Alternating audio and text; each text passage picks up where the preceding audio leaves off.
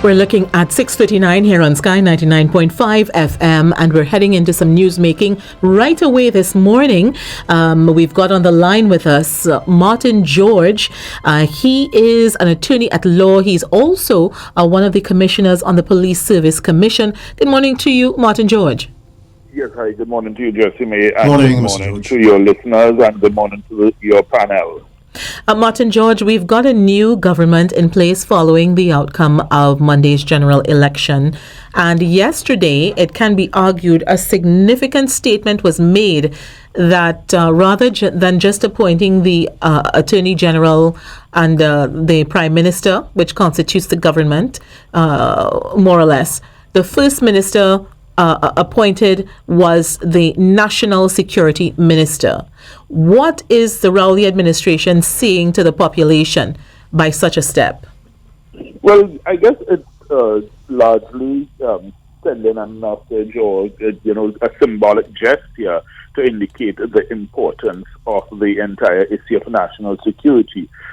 You would recall that all the polls showed that crime was the number one concern for most citizens. So therefore, I think it's, clearly to show that you are interested in tackling this as early as possible. Hence, you want your Minister of National Security in place. But the point is, it's a learning curve that every new minister has to go through, because, he'll have to familiarize himself with what are the plans, what are the operations, the policies in that, ministry. And then, of course, he, along with his Prime Minister and I guess the rest of the cabinet, when they are eventually formed, will then have to now strategize and map out what their plan and their program is. So the proof of the pudding is really in the eating. It's not just presenting it on the table.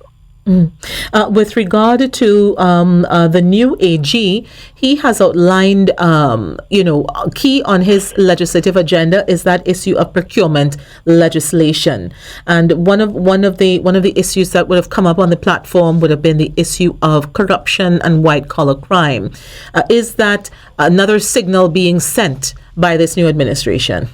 Well, I would certainly think so. And when one looks at the, all the discussions which have been had, in the lead up to the election, and I guess even over the last couple of years, there's been tremendous talk about doing something in terms of the procurement aspect of things, and of course dealing with the question of white collar crime. So therefore, yes, it is a very good signal that the new Attorney General is sending, and I think certainly once we are able to act on it, because you see, the point is we need to move beyond the nice phrases and the platitudes and all the tried and tested sayings that sound good and make good sound bites, and actually get legislation which has teeth, which can effectively do what is necessary in the circumstances. Mr. George, good morning. If you could weigh in on the legality of the extension of polling on the election day by 1 hour, as the case might be. We see now that the UNC is saying that it was illegal and incorrect without any kind of consultation to the parties involved and so on. So in the context really of an independent organization, do they have unfettered power to do what they wish? Well, the Constitution gives them that unfettered power if one has regard to, the constitutional remit of the EBC, and it's actually set out that in making such decisions, they do have, their authority and jurisdiction so to do.